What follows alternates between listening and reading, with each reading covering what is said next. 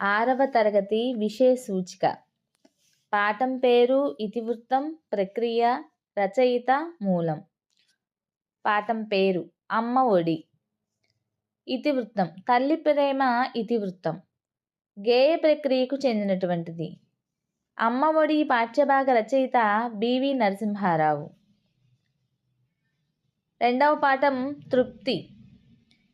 ఇది మానవ విలువల ఇతివృత్తంలో ఉంటుంది. కథానిక ప్రక్రియకు చెందినటువంటిది. సత్యం శంకరమంచి గారు తృప్తి అనే పాఠ్యభాగాన్ని రచించారు.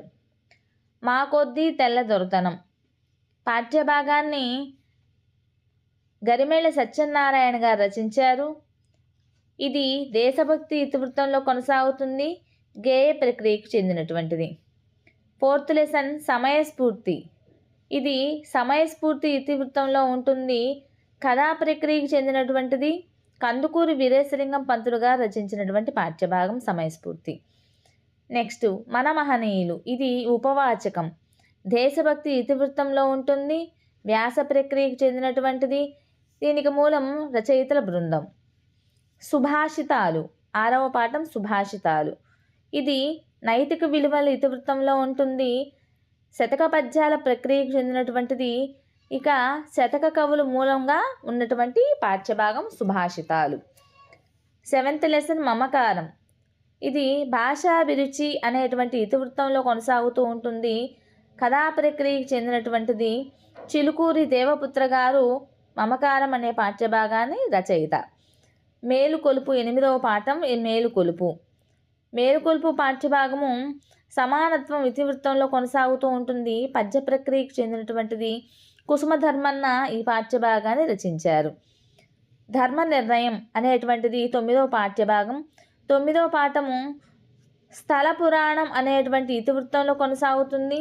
అంతేకాకుండా చారిత్రక కథ ప్రక్రియకు చెందినటువంటిది. ఇది ఈ కథ మూలము సేకరణ. ఈ యొక్క పాఠ్యభాగము మూలము సేకరణ. ధర్మ నిర్ణయం అనేటువంటి పాఠ్యభాగం. 10వ పాఠము త్రిజట స్వప్నం. ఇది సానుభూతి ఇతివృత్తంలో కొనసాగుతుంది. పద్య ప్రక్రియకు చెందినటువంటిది. కవయిత్రి మొల్లగారు రచించినటువంటి పాఠ్యభాగమే త్రిజట స్వప్నం. 11వ పాఠం డూడు బసవన్న.